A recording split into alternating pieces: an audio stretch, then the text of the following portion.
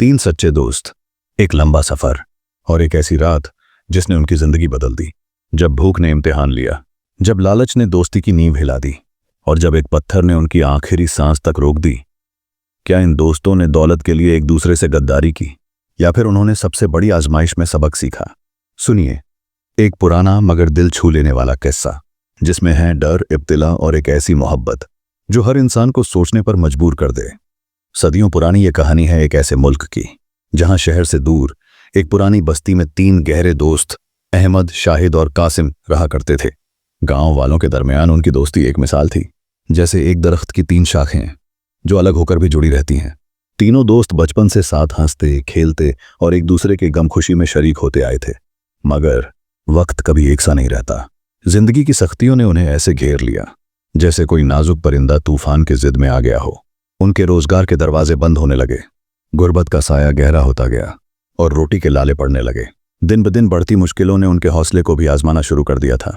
जहां पहले कहके गूंजते थे, अब वहां फिक्र की चादर तनी थी। आखिर एक दिन जब भूख और परेशानी हद से बढ़ गई तो उन्होंने फैसला किया, अब गांव छोड़ना होगा, कहीं और जाकर किस्मत आजमानी होगी।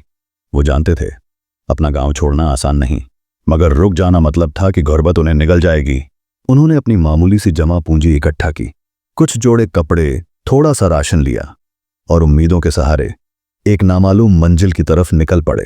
रास्ता लंबा था और कदमों में थकन की आहट थी, मगर दिलों में उम्मीद का चिराग जल रहा था।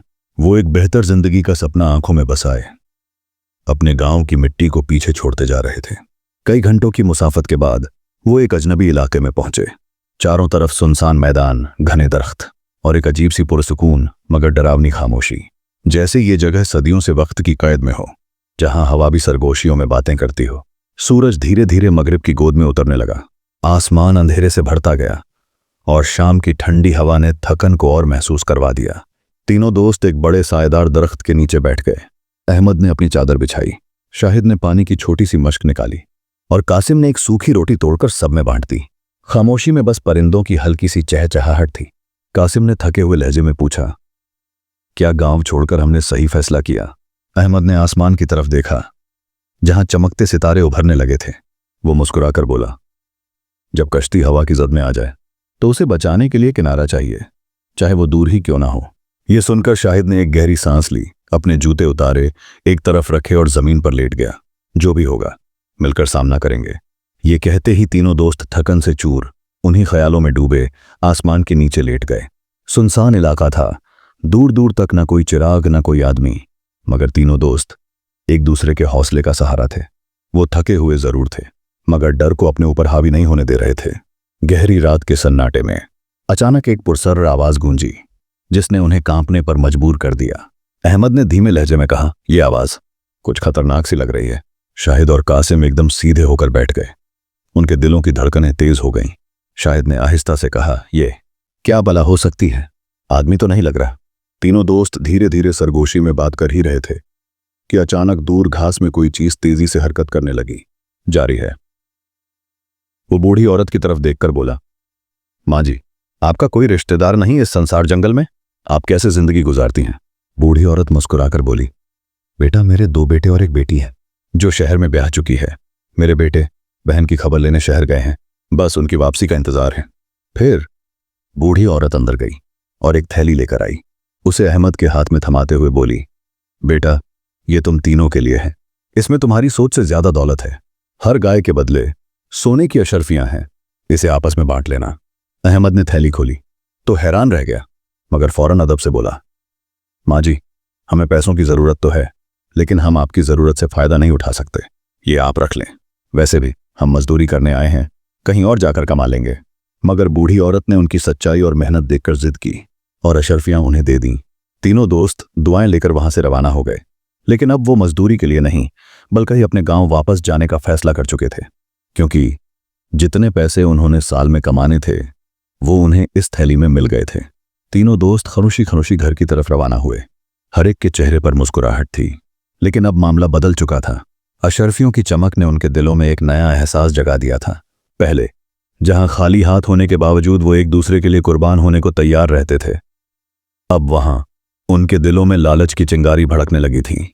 गांव जाते हुए रास्ते में शदीद भूख ने तीनों दोस्तों को बेचैन कर दिया। तीनों ने मशवरा किया और कासिम को खाने का सामान लेने के लिए करीबी बाजार भेज दिया गया। अहमद और शाहिद दरख्त के नीचे बैठकर उसका इंतजार करने लगे, मगर उनके दिलों में भी अब लालच सर उठाने लगा था। सारी उम्र की दोस्ती और मोहब्बत को भूलते हुए दोनों ने एक दूसरे की तरफ देखा और आहिस्ता से सरगोशी की। अगर कासिम वापस ना आए तो सारी दौलत हमारी हो सकती है। चंद लम्हों की खामोशी के बाद दोनों ने फैसला कर लिया, जैसे ही कासिम वापस आएगा हम उसे खत्म कर देंगे ताकि अशरफियों पर हमारा कब्जा हो जाए। उधर कासिम भी बाजार की तरफ बढ़ रहा था, मगर उसके जहन में भी शैतान अपनी चाल चल रहा था। उसने सोचा, अगर मैं खाने में जहर मिला दूं तो दोनों दोस्त मर जाएंगे और सारी दौलत सिर्फ मेरी हो जाएगी। ये ख्याल आते ही उसके लबों पर एक शैतानी मुस्कुराहट फैल गई। उसने जहर खरीद लिया और अपने मंसूबे को अमली जामा पहनाने का फैसला कर लिया। कासिम अब जहर के साथ लौट रहा था, जबकि दूसरी तरफ अहमद और शाहिद भी साथ मिलकर साजिश कर चुके थे। दोनों की आंखों में हिरस का अंधेरा था। उन्होंने ठान लिया था, जैसे ही कासिम खाने के साथ वापस आएगा हम उसे कत्ल कर देंगे और दौलत आपस में बांट लेंगे। मगर लालच के साथ साथ उनके दिलों में अब भी दोस्ती की मोहब्बत की रोशनी कहीं ना कहीं टिमटिमा रही थी। अहमद ने देखा कि एक खौफनाक भेड़िया उनकी तरफ लपक रहा था। अहमद जोर से चीखा, भेड़िया! तीनों दोस्त एक साथ उठ खड़े हुए। खौफ ने उनके जिस्म में बिजली की लहर दौड़ा दी और वो अंधेरे में जान बचाने के लिए तेजी से दौड़े। भेड़िया पीछे से उन पर झपटने के लिए दौड़ा। उसकी भारी सांसें और खौफनाक गुर्राहट उनके कानों में गूंजने लगी। अंधेरे में भागते भागते वो एक खुले मैदान में पहुंच गए, जहां दूर एक टिमटिमाती रोशनी नजर आ रही थी। वो देखो, आग जल रही है, अहमद ने चीखते हुए कहा। तीनों दोस्त अपनी आखिरी हिम्मत जमा करके उस रोशनी की तरफ दौड़ पड़े। जैसे ही वो करीब पहुंचे उन्हें एक घर नजर आया जिसके बाहर आग के शोले भड़क रहे थे। भेड़िए अब वापस जा चुके थे। अहमद ने कहा, आधी रात को किसी के घर में घुसना तहजीब के खिलाफ है, लिहाजा दरवाजा खटखटाने के बजाय तीनों दोस्त बाहर ही बैठ गए और सुबह होने का इंतजार करने लगे। सुबह की रोशनी फैलने लगी, दूर से अजान की आवाजें गूंजने लगीं, अंधेरे की वहशत कम होने लगी, परिंदे चहचहाने लगे, नए दिन की आमद का ऐलान करते हुए। तीनों दोस्त अभी तक आग के करीब ही बैठे थे। थकान और खौफ ने उन्हें बेहाल कर दिया था। उनके जिस्मों पर अब भी डर का साया था, लेकिन अंधेरे के डर से आजादी मिल चुकी थी। उसी लम्हे घर का दरवाजा चरचराता हुआ खुला। सुकून का आलम था। नमाज से फारिग होकर जैसे ही उस बूढ़ी औरत की नजर तीनों नौजवानों पर पड़ी, वो हैरत में मुब्तला हो गई। कुछ लम्हों तक वो उन्हें गौर से देखती रही, फिर नरमी से बोली, बेटा तुम कौन हो और यहां क्यों बैठे हो? बूढ़ी औरत ने उनकी हालत देखी और फिर शफकत भरी मुस्कुराहट के साथ कहा, बेटा बाहर क्यों बैठे हो? अंदर चलो, मेरे घर में आराम करो, शायद तुम थके हुए हो और भूखे भी। बूढ़ी औरत ने तीनों दोस्तों की खूब मेहमान नवाजी की। जब उसे मालूम हुआ कि वो मजदूरी के लिए आए हैं तो मोहब्बत से बोली, बेटा मेरी 5 गायें जंगल में खो गई हैं, अगर तुम उन्हें ढूंढ कर वापस ले आओ तो मैं तुम्हें अच्छा इनाम दूंगी। अहमद ने हिम्मत से कहा, माँ जी हम पूरी कोशिश करेंगे कि तुम्हारी गायें ढूंढ लाएं। बूढ़ी औरत ने खुश होकर उनके सरों पर हाथ रखा और दुआएं देने लगी। तीनों दोस्तों ने नाश्ता किया और जंगल की तरफ रवाना हो गए। जंगल में खतरनाक जानवर भी थे, मगर तीनों दोस्तों के पास कोई और रास्ता नहीं था। वो पैसों के लिए कुछ भी करने को तैयार थे। दिन भर भटकते रहे, दरख्तों और झाड़ियों में जागते जागते। आखिरकार शाम होते होते वो बूढ़ी औरत की खोई हुई 5 गायें ढूंढने में कामयाब हो गए। गायें वापस लाते ही बूढ़ी औरत की खुशी का कोई ठिकाना ना रहा। उसकी आंखों में तशक्कुर के आंसू आ गए। वो मोहब्बत भरे लहजे में बोली, बेटा अभी शाम हो चुकी है, जंगल के जानवर किसी भी वक्त हमला कर सकते हैं। बेहतर होगा कि रात यहीं गुजारो और सुबह होते ही अपना इनाम लेकर जहां जाना चाहते हो चले जाना। तीनों दोस्तों ने एक दूसरे की तरफ देखा। थकान और भूख से निढाल थे, लिहाजा उन्होंने रुकने का फैसला कर लिया। सुबह होते ही तीनों दोस्तों ने सामान समेटकर जाने का इरादा किया, मगर अहमद के दिल में एक सवाल मचल रहा था। अहमद और शाहिद अपनी साजिश को आखिरी शक्ल दे चुके थे और बेसब्री से कासिम का इंतजार कर रहे थे। उनके दिलों में बेरहमी और लालच की आग भड़क रही थी। दूसरी तरफ कासिम बाजार पहुंच चुका था। उसने जहर खरीद लिया था और खाने में मिलाने का इरादा कर चुका था, लेकिन अचानक उसके दिल में पछतावे का एहसास जाग उठा। उसने खुद से कहा, यह दौलत हमारे लिए आजमाइश है। अगर मैंने अपने दोस्तों के साथ गद्दारी की तो मैं भी किसी न किसी सजा से नहीं बच सकूंगा। यही सोचकर उसने जहर फेंक दिया और साफ नीयत के साथ खाने का सामान लेकर वापस रवाना हो गया। उधर अहमद और शाहिद को भी अपनी गलती का एहसास होने लगा था। वो सोचने लगे, दोस्ती जैसी नेमत को दौलत की खातिर कुर्बान करना कितनी बड़ी नादानी होगी। वो खुद को बेहद बुरा महसूस कर रहे थे। उनके दिलों में पछतावा था। आखिरकार उन्होंने फैसला किया कि वो कासिम को कोई नुकसान नहीं पहुंचाएंगे और अपनी साजिश को खत्म कर देंगे। कुछ वक्त बाद कासिम खाना लेकर आया और तीनों दोस्तों ने खरुशी खरुशी खाना खाया। किसी ने भी एक दूसरे के ख्यालात का इजहार नहीं किया, क्योंकि वो सब चाहते थे कि दोस्ती में कोई तलखी ना आए। अहमद और शाहिद सोच रहे थे, शायद कासिम बुरा मान जाएगा, जबकि कासिम के दिल में भी यही खौफ था, कहीं अहमद और शाहिद मुझसे नाराज ना हो जाएं। सबके दिलों में खामोश मोहब्बत और एतमाद था, मगर कोई भी उसकी बात जुबान पर नहीं लाना चाहता था। खाना खाने के बाद तीनों दोस्त गांव की तरफ रवाना हो गए। यह सफर एक नई जिंदगी के आगाज की तरह था, जहां वो दोबारा अपने ताल्लुकात को बेहतर बनाने की कोशिश कर रहे थे। हर एक के दिल में पहले से ज्यादा मोहब्बत थी और अपने बुरे इरादों पर दिल ही दिल में लानत भेज रहे थे। सूरज गरूब हो चुका था और रात का अंधेरा हर तरफ फैलने लगा था। तीनों दोस्तों ने रुककर मशवरा किया, आगे का सफर जारी रखना खतरनाक हो सकता है।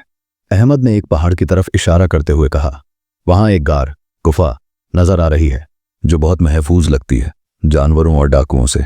क्यों ना रात वहीं गुजार लें। शाहिद और कासिम ने हामी भर दी और तीनों दोस्त एहतियात से गार की तरफ बढ़ने लगे। रात की ठंडी हवा उनके जिस्म में उतर रही थी और दूर दराज जंगलों और पहाड़ियों से भीड़ के चिल्लाने की आवाजें गूंज रही थीं, जो फिजा को और भी ज्यादा खौफनाक बना रही थीं। जैसे ही वो गार के करीब पहुंचे, अंदर का गहरा अंधेरा उनके कदम रोकने लगा। कासिम ने दबे लफ्जों में कहा, यह जगह ठीक तो है ना? अहमद ने हल्की सी हंसी के साथ जवाब दिया, अब रुकने का वक्त नहीं, अंदर चलते हैं। तीनों दोस्तों ने गार का अच्छी तरह जायजा लिया। तसल्ली के बाद अंदर दाखिल हो गए। सबने एक दूसरे की तरफ देखा और जमीन पर लेट गए, इस उम्मीद के साथ कि रात सुकून से गुजर जाएगी और सुबह होते ही गांव की तरफ रवाना हो जाएंगे। थकावट के चलते तीनों दोस्त फौरन गहरी नींद में डूब गए, मगर आधी रात को मौसम ने अचानक करवट ली। तेज हवाएं चलने लगीं और यकायक मूसलाधार बारिश शुरू हो गई। तूफानी जड़ों ने गार के इर्द गिर्द शोर मचा दिया। तीनों दोस्त एक बार फिर खौफ में मुब्तला हो गए और दुआ करने लगे कि रात खैरियत से गुजर जाए, ताकि वह सुबह सलामत अपने घर पहुंच सके। तूफान की शिद्दत बढ़ती गई। तेज हवाओं से दरख्त जड़ों से उकड़ गए और गरज चमक के साथ बारिश गजब ढा गई। अचानक पहाड़ की चोटी से एक बड़ा पत्थर लुढ़कता हुआ नीचे आया और गार के मुंह पर आ गिरा। मिट्टी और छोटे पत्थर इधर उधर बिखर गए। गार का रास्ता मुकम्मल तौर पर बंद हो गया। आधी रात का सन्नाटा तोहफा बारिश के बावजूद बरकरार था, मगर तीनों दोस्तों को अभी तक ये आवाज नहीं हुआ था कि गार का रास्ता बंद हो चुका है। वे बस सर्दी और थकान से नडाल थे, इसलिए बिना कुछ सोचे दोबारा सोने की कोशिश करने लगे। सुबह के वक्त अहमद सबसे पहले जागा। उसने गार के अंदर अंधेरा देखा और सोचा, शायद अभी तक सुबह नहीं हुई। लेकिन जब वह गार के मुंह के करीब गया तो उसे पता चला कि गार का रास्ता एक बड़े पत्थर से बंद हो चुका है। अहमद ने फौरन शाहिद को जगाया और दोनों ने मिलकर पत्थर को हटाने की कोशिश की। वे अपनी पूरी ताकत इस्तेमाल कर रहे थे, मगर पत्थर अपनी जगह से जरा भी नहीं हिला। दोनों मायूस हो गए और कासिम को भी जगा लिया। तीनों दोस्तों ने मिलकर जोर लगाया। उनके हाथ जख्मी हो रहे थे। सख्त सर्दी के बावजूद माथे पसीने से तर थे। वे बारी बारी अपनी पूरी ताकत आजमाते रहे, मगर पत्थर अपनी जगह अटल था। इस वक्त उन्हें अपनी बेबसी का शिद्दत से एहसास हुआ। कई कोशिशों के बाद तीनों ने मिलकर एक आखिरी जोर लगाया और पत्थर नीचे लुढ़क गया। गार का रास्ता खुल गया और रोशनी अंदर आ गई। उन्होंने सुकून की सांस ली और अल्लाह का शुक्र अदा किया कि वह इस मुसीबत से बच गए। बाहर निकलकर तीनों ने दोबारा अपने सफर का आगाज किया। रास्ते में हर एक अपनी सोच में गुम था। अहमद ने सोचा, अगर हमने कासिम को नुकसान पहुंचाया होता तो आज हम उस पत्थर को हटाने में नाकाम रहते और अंदर ही मर जाते। कासिम के दिल में यह ख्याल आया, अगर मैंने खाने में जहर मिला दिया होता तो अब मैं अकेला पत्थर कैसे हटाता और अंदर ही मर जाता।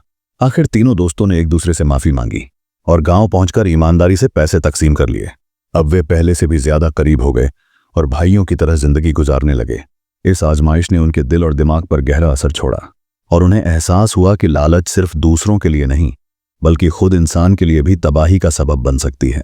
प्यारे दोस्तों, इस कहानी में हमें 3 अहम तालीम मिलती हैं और आखिरत में भी इसके बारे में जवाब देना होगा। तीसरा, अगर लालच या कोई और गुनाह तर्क कर दिया जाए तो उसका बदला दुनिया और आखिरत दोनों में मिलता है। लिहाजा माल और दौलत अच्छी चीजें हैं, लेकिन रिश्ता इंतहा कीमती है। अपने रिश्तेदारों का एहतराम करो, चाहे वह दोस्ती हो या खूनी रिश्ता। इससे दुनिया और आखिरत में फ़ायदा और अजीम सवाब मिलता है। मुझे उम्मीद है आपने इस कहानी से बहुत कुछ सीखा होगा। अगर आपको यह सबक आमोज कहानी पसंद आई हो और आप मज़ीद पुरानी और